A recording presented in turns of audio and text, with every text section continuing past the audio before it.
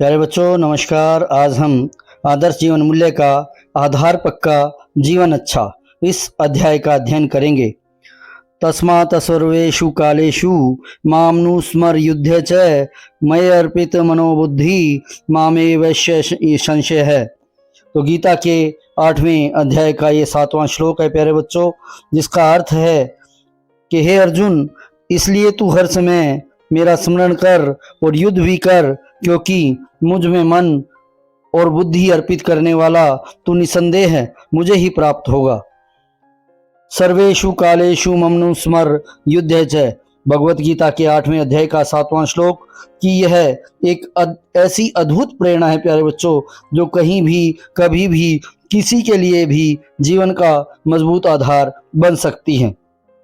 भगवान अर्जुन से कहते हैं हर समय उनका स्मरण बनाए रखते हुए युद्ध कर, यानी हर समय जो है हे अर्जुन तू युद्ध करता रहे, लेकिन मुझे भी याद रख। भगवान स्वयं कहते हैं तब महाभारत युद्ध की स्थिति थी, लेकिन प्रश्न मन में होना स्वाभाविक है कि अब कौन सा युद्ध, कैसा युद्ध। तो उस समय तो प्यारे बच्चों महाभारत का युद्ध था, जब श्री कृष्ण ने कहा कि तू युद्ध कर और मेरे अंदर अपना मन लगा कर रख, यानी मुझे याद करता रहे। लेकिन आज तो महाभारत नहीं है। आज इस प्रश्न का क्या अर्थ है, क्या मतलब है? वस्तुतः जीवन में किसी न किसी रूप में आने वाली चुनौतियां, किसी भी प्रकार का संघर्ष, यहाँ इसका यही अभिप्राय है। तो हमारे जीवन में कोई चुनौती आती है, संघर्ष जो चलता रहता है।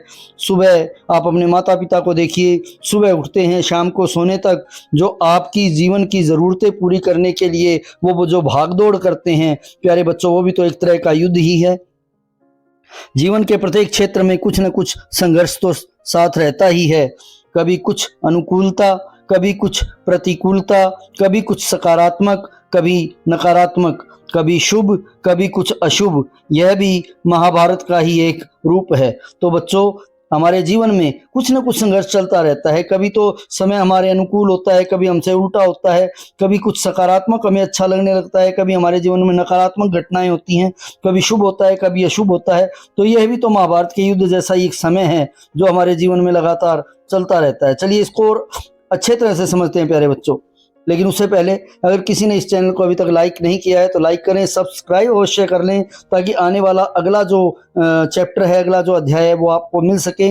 बेल आइकन को ज़रूर दबा दें। और अगर आपका कोई सुझाव है, कोई आपका शंका है, आपकी कोई आपका सवाल है, तो आप कमेंट सेक्शन में ज़रूर लिखें। तो बच्चों चलिए समझते हैं महाभारत के युद्ध की स्थिति आज कैसे है। तो पढ़ाई के दिनों में भी आप देखेंगे आगे बढ़ने की भावना, अच्छे अंक लेना, मेरिट में आना, यह भी अपने आप में एक चुनौती सी होता है। इसके लिए कई बार खूब संघर्ष करना पड़ता है। कभी कुछ अच्छी संगति अपनी ओर खींचती है, लेकिन कभी आजकल के वातावरण के अनुसार अनेक प्रकार से बुरी संगति अपना प्रभाव बनाने का प्रयास करती है। तो प्यारे बच्चों हम जीवन में संघर्ष करते हैं आगे बढ़ने के लिए। हमारी मेरिट आए, अच्छे नंबर आए, तो अच्छे दोस्त मिल जाएं, अच्छी सहेलियां मिल जाएं, अच्छे फ्रेंड्स मिल जाएं, तो वो क्या करते हैं, वो हमें पढ़ाई में साथ देते हैं और हमें आगे बढ़ने में मदद करते हैं। लेकिन जो बुरे दोस्त हैं, बुराई है, वह भी अनेकों प्रकार से अपनी ओर खींचती है। तो एक छोटा सा एग्जाम्पल मैं आपको बताता हूँ। अगर आपको आपकी सहेली, आपका फ्रेंड, आपके दोस्त जो हैं ये कहते हैं आओ ये पाठ कर लें, स्कूल का ये काम मिला है, चलो ये करते हैं, तो समझ लो वो आपके अच्छी संगति है, अच्छे दोस्त हैं। इसके अलावा जो आपको पढ़ाई से, अच्छे राह से दूर लेकर जाता है, वो आपकी अच्छी संगति नहीं है। ये आप इस बारे में सोच सकते हैं। तो प्यारे बच्चों यह सब इस रूप में एक युद्ध जैसी स्थिति ही तो लगती है। प्रश्न होता है कि कैसे इस स्थिति का दृढ़ता से, मजबूती से सामना किया जाए, कैसे साहसपूर्वक इससे अपना ठीक रास्ता निकाला जाए। उसी का उत्तर है मामनुस्मर, भगवान की याद बनाए रखकर। यह बात भी मन में आ सकती है कि भगवान की याद कैसे और उसका लाभ क्या, दो काम एक साथ कैसे संभव होंगे। भगवान की याद भी बनी रहे और पढ़ाई भी होती रहे। आओ इसे अच्छे ढंग से समझते हैं। परमात्मा संपूर्ण सृष्टि और जीवन के भी आधार हैं। परमात्मा ने पूरा ये विश्व बनाया है और जो हमारा जीवन है वो भी परमात्मा ने ही बनाया है, ऐसा हम मानते हैं और ऐसा सत्य भी है। सृष्टि का सब कुछ सदा चक्र में है। गति में है। चक्र का मतलब है गति, जो पहिया है वो गति का परिचायक है, इसीलिए हमारे तिरंगे के अंदर जो है चक्र का निशान दिया गया है। दिन रात, सर्दी गर्मी, बचपन, यौवन, वृद्धावस्था, संयोग यानी मिलना, वियोग बिछुड़ना, आना जाना, यह सब कुछ सृष्टि के साथ लगातार है। तो लगातार ये चीजें हो रही हैं, सर्दी के बाद गर्मी, गर्मी के बाद सर्दी, तो बचपन, यौवन, वृद्धावस्था, तो ये सब लगातार चलता रहता है, एक चक्र चलता रहता है। लेकिन परिवर्तन के इस क्रम में ईश्वर की सत्ता ही है जो शाश्वत, स्थिर, अपरिवर्तनीय आधार है। तो सब कुछ परिवर्तन हो रहा है, लेकिन ईश्वर की जो शक्ति है, ईश्वर की जो सत्ता है, वो कभी नहीं बदलती, वो अपरिवर्तनीय है। इस बात को तो विज्ञान भी सिद्ध करता है प्यारे बच्चों, कि परिवर्तन तभी संभव है जब आधार अपरिवर्तनीय हो। पंखा चलता है लेकिन तभी जब बीच में धुरी स्थिर होती है, उसी के चारों ओर पंखे के पर जो ब्लेड्स होते हैं वो घूमते हैं। तो प्यारे बच्चों, आपके सिर पर अगर पंखा चल रहा है, घर में जो पंखा चल रहा है, आप उसको देखें तो पंखे के जो ब्लेड्स हैं वो घूम रहे हैं, लेकिन जिस डंडी के ऊपर, जिस पाइप के साथ पंखा लगा हुआ है, वो नहीं घूम रही है, वो स्थिर है। उसी प्रकार परमात्मा स्थिर है और जीवन चक्र जो है उनके चारों ओर घूम रहा है, उनके कारण ही घूम रहा है। चलिए एक और उदाहरण देखते हैं। किसी भी वाहन के पहिए घूम रहे होते हैं, किंतु वहां भी मध्य में स्थिर धुरी होती है। ऐसे ही परमात्मा इस लगातार परिवर्तनशील संसार की धुरी है, जिसके आधार पर यह संसार चल रहा है। तो प्यारे बच्चों, आप साइकिल चलाते हैं, मोटरसाइकिल चलाते हैं, गाड़ी चलाते हैं, तो उसमें जो एक्सल होता है, ठीक है ना, पहिए के बीच में एक रोड होती है, वो कभी नहीं घूमती, जबकि उसके चारों ओर जो बैरिंग लगा होता है, बैरिंग पे पहिया घूमता है। तो इसी प्रकार परमात्मा जो है इस परिवर्तनशील संसार की धुरी है और इसके आधार पर यह संसार चल रहा है।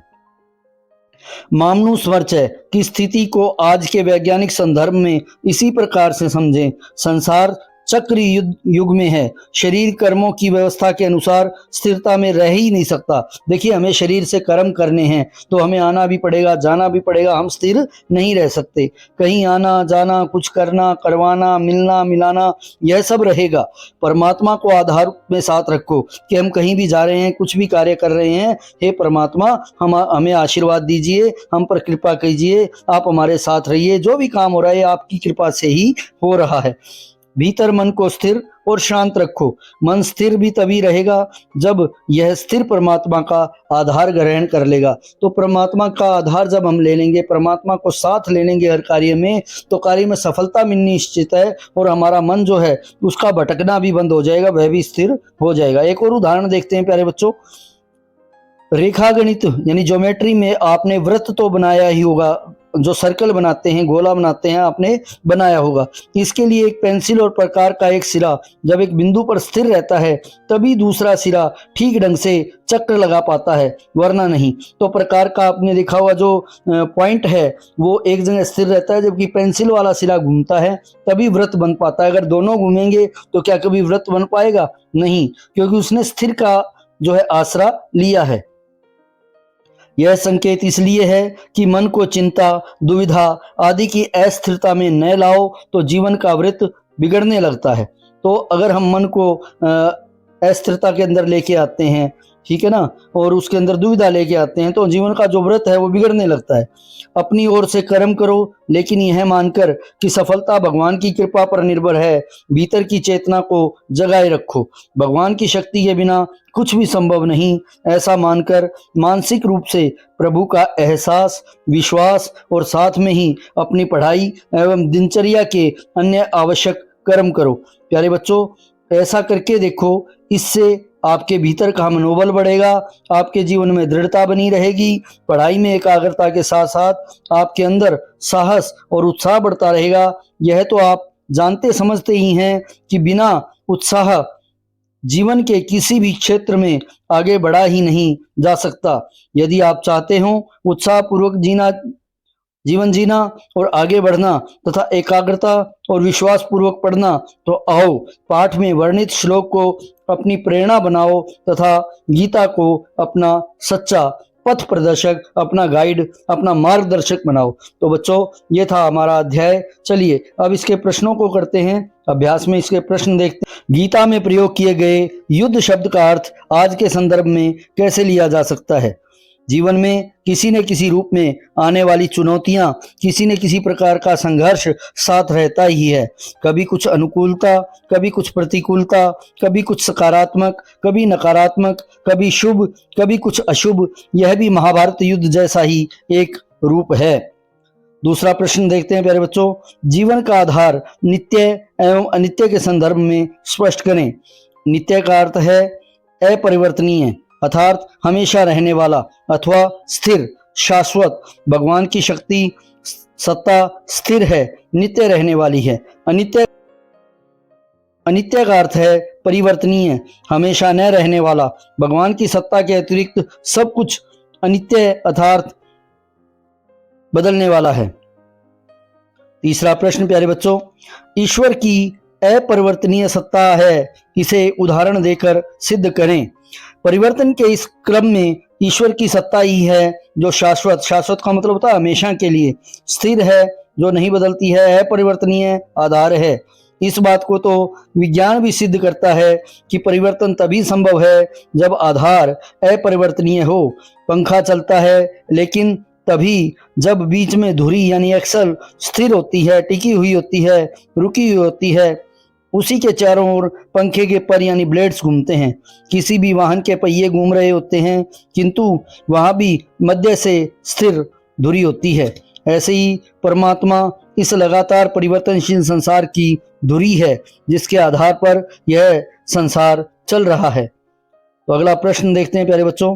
गीता का श्लोक सर्वेषु कालेषु मामनुस्मर युद्ध च किस प्रकार प्रेरणा देता है? सर्वेषु कालेषु मामनुस्मर युद्ध च भगवत गीता के 8वें अध्याय का 7वां श्लोक एक ऐसी अद्भुत प्रेरणा है प्यारे बच्चों, जो कभी भी कहीं भी किसी के लिए भी जीवन का मजबूत आधार बन सकती है।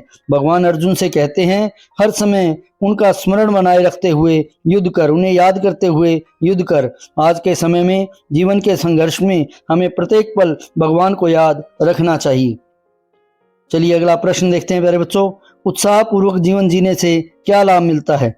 बिना उत्साह जीवन के किसी भी क्षेत्र में आगे बढ़ा ही नहीं जा सकता।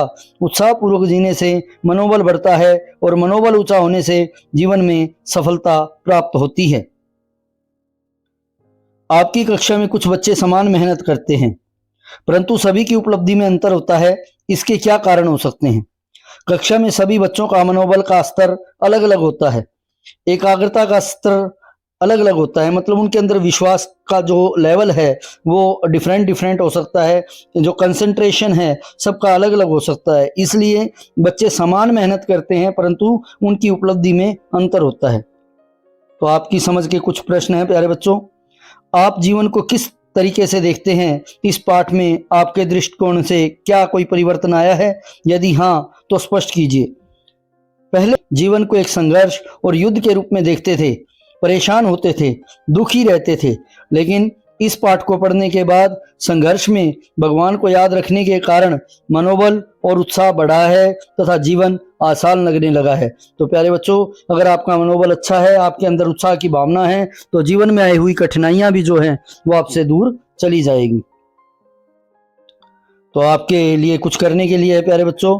आपके जीवन में कुछ ऐसे क्षण आए होंगे जब आपके समक्ष असमंजस की स्थिति रही होगी। उस समय आपने किस तरह समस्याओं का मुकाबला किया, किन्हीं 2 परिस्थितियों के बारे में आपने बताना है, लिखना है। तो मैं इस वीडियो के माध्यम से हरियाणा शिक्षा बोर्ड भिवानी का भी धन्यवाद करना चाहूँगा, जिन्होंने गीता के श्लोकों को इस पुस्तक में दर्ज किया है, इस पुस्तक के द्वारा विद्यार्थियों को पढ़ने के लिए दिया है, जिससे गीता हमें मार्गदर्शक के रूप में मिली है। और हम जो लगातार गीता कभी नहीं पढ़ पाते थे, आज हम गीता की अच्छी बातों को जान पाएंगे और वो अपने जीवन में सफल हो पाएंगे। तो प्यारे बच्चों, मिलते हैं अगले अध्याय में शीघ्र ही।